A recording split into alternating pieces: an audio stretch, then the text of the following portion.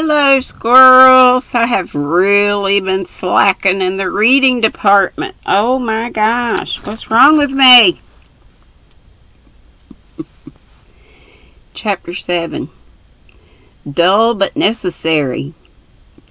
Whoever cares only for incident and action in a book had better skip this chapter and read on.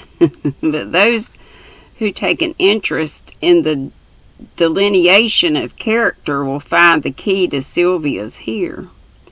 John Yule might have been a poet, painter, or philanthropist, for heaven had endowed him with fine gifts.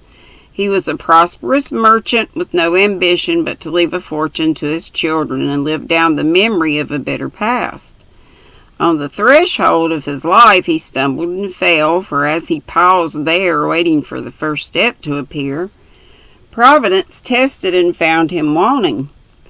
On one side, poverty offered the aspiring youth her meager hand, but he was not wise enough to see the virtues hidden under her hard aspect, nor brave enough to learn the stern yet salutary lessons which labor, necessity, and patience teach, giving to those who serve and suffer the true success.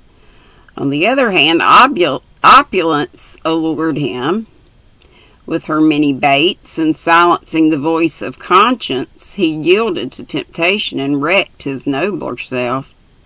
A loveless marriage was the price he paid for his ambition, not a costly one, he thought, till time taught him that whosoever mars the integrity of his own soul by transgressing the great laws of life, even by so much as hair's breadth, entails upon himself and heirs the inevitable retribution which proves their worth and keeps them sacred. The tie that bound, and burdened the unhappy twain, worn thin by constant friction, snapped at last, and in the solemn pause death made his busy life. There rose before him two ghosts, who sooner or later haunt us all, saying with reproachful voices, "This I might have been, and this I am." Then he saw the failure of his life. At 50 he found himself poorer than when he made his momentous choice. For the years that had given him wealth, position, children, and also taken from him youth, self-respect, and many a gift, whose worth was magnified by loss, he endeavored to repair the fault so tardily acknowledged, but found it impossible to cancel it when remorse, embittered effort, and age left him powerless to redeem the rich inheritance squandered in his prime. If ever man received punishment for a self-inflicted wrong, it was John Yule. A punishment as subtle as the sin, for in the children growing up about him every relinquished hope, neglected gift, lost aspiration seemed to live again. Yet on in each and all was set the direful stamp of imperfection which made them visible illustrations of the great law broken in his youth. In Prudence, as she grew to womanhood, he saw his own practical tact and talent, nothing more. She seemed the living representative of the years spent in strife for profit, power, and place. The petty cares that fret the soul, the mercenary schemes that waste a life, the worldly formalities, frivolities, and fears that so belittle character, all these he saw in this daughter's shape, and with pathetic patience bore the daily trial of an overactive, over-anxious, affectionate, but most prosaic child. In Mark he saw his ardor for the beautiful, his love of the poetic, his reverence for genius, virtue, heroism, but here too the subtle blight had fallen. This son, though strong in purpose, was feeble in performance. For some hidden spring of power was wanting, in the shadow of that earlier defeat chilled in his nature the energy which is the first attribute of all success. Mark loved poetry and wrote in numbers, for the numbers came, but Whether tragic, tender, or devout, in each attempt there was enough of the divine fire to warm them into life, yet not enough to gift them with the fervor that can make a line immortal, and every song was a sweet lament for the loftier lays that might have been. He loved art and gave himself to it, but though studying all forms of beauty, he never reached its soul, and every effort tantalized him with fresh glimpses of the fair ideal which he could not reach. He loved the true, but high thoughts seldom blossomed into noble deeds, for when the hour came the man was never ready, and disappointment was his daily portion. A sad fate for the son, a far sadder one for the father who had bequeathed it to him from the irrevocable, I can't say the word,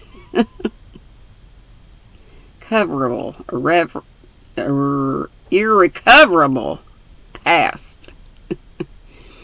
In Sylvia he saw, mysteriously blended, the two natures that had given her life. Although she was born when the gulf between regretful husband and sad wife was widest, as if indignant nature rebelled against the outrage done her holiest ties, adverse temperaments gifted the child with the good and ill of each. From the father she received pride, intellect, and will. From her mother, passion, imagination, and the fateful melancholy of a woman defrauded of her dearest hope. Those confronting temperaments with all their aspirations, attributes, and inconsistencies were woven into a nature fair and faulty, ambitious yet not self-reliant, sensitive yet not keen-sighted. These two masters ruled soul and body, warring against each other, making Sylvia an enigma to herself and her life, a train of moods. A wise and tender mother would have divined her nameless needs, answered her vague desires, and through the medium of the most omnipotent affection given to humanity, have made her what she might have been. But Sylvia had never known mother love, for her life came through death, and the only legacy bequeathed her was a slight hold upon existence. A ceaseless craving for affection in the shadow of a tragedy that wrung from the pale lips that grew cold against her baby cheek. The cry, free at last, thank God for that. Prudence could not fill the empty place, though the good-natured housewife did her best. Neither sister understood the other, and each tormented the other through her very love. Prudence unconsciously exasperated Sylvia. Sylvia unconsciously shocked Prue, and they hitched along together, each trying to do well and each taking diametrically opposite measures to effect her purpose. Mark briefly but truly described them when he said, Sylvia trims the house with flowers, but Prudence dogs her with a dustpan. Mr. Yule was now a studious, melancholy man who, having said one fatal no to himself, made it the satisfaction of his life to say a never varying yes to his children. But though he left no wish of theirs ungratified, he seemed to have forfeited his power to draw and hold them to himself. He was more like an unobtrusive guest than a master in his house. His children loved but never clung to him, because unseen yet impassable rose the barrier of an instinctive protest against the wrong done their dead mother, unconscious on their part but terribly significant to him. Mark had been years away, and though the brother and sister were tenderly attached, sex, taste, and pursuits kept them too far apart, and Sylvia was solitary even in this social seeming home. Dissatisfied with herself, she endeavored to make her life what it should be, with the energy of an ardent, aspiring nature. and through all experiences, sweet or bitter, all varying moods, successes and defeats. A sincere desire for happiness, the best and highest, was the little rushlight of her soul that never wavered or went out. She never had known friendship in its truest sense, for next to love it's the most abused of words. She had called many friend, but that was still ignorant of that sentiment, cooler than passion, warmer than respect, more just and generous than either, which recognizes a kindred spirit in another and claiming its right, keeps it sacred by the wise reserve that's friendship what the purple bloom is to the grape. A charm once destroyed can never be restored. Love she had desired, yet dreaded, knowing her own passionate nature, and when it came to her making that brief holiday the fateful point in her life, she gave herself to it and wholly.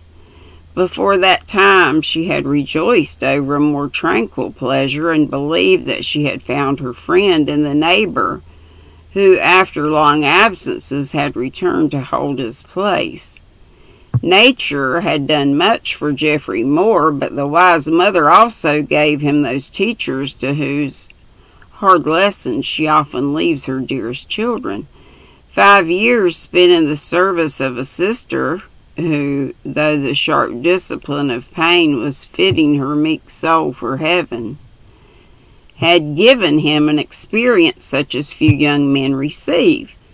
The fraternal devotion proved a blessing in disguise. It preserved him from any profanation of his youth, and the companionship of the helpless creature whom he loved had proved an ever-present stimulant to all that was best and sweetest in the man. A single duty faithfully performed had set the seal of integrity upon his character and given him grace to see at 30 the rich compensation he had received for the ambitions silently sacrificed at 25. When his long vigil was over, he looked into the world to find his place again.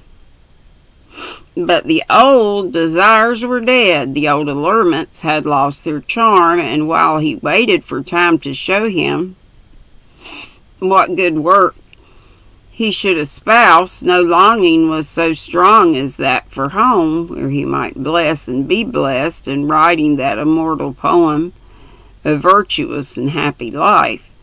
Sylvia soon felt the power and beauty of this nature, and remembering how well he had ministered to a physical affliction, often looked into the face whose serenity was a perpetual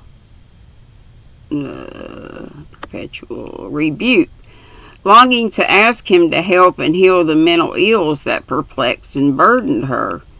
Moore soon divined the real isolation of the girl, read the language of her wistful eyes, felt that he could serve her, and invited confidence by the cordial alacrity with which he met her least advance. But while he served, he learned to love her, for Sylvia, humble in her own conceit and guarded by the secret passion that possessed her, freely showed the regard she felt, with no thought of misapprehension, no fear of consequence, unconscious that such impulsive demonstrations made her only more attractive, that every manifestation of her frank esteem was cherished in her friend's heart of hearts, and that through her he was enjoying the blossom time of life. So peacefully and pleasantly the summer ripened that autumn, and Sylvia's interest into an enduring friendship. That's all! What? It could all be that short. It's got some vocabulary in it, doesn't it? Okay, I hope y'all have a nice evening. And hope to see you tomorrow. Tea at 3. Love ya. Bye-bye. Hey, don't forget Christy's in the morning at 10. And after that, Jeanette's DIY Creations. And then Reggie at 12. Bye.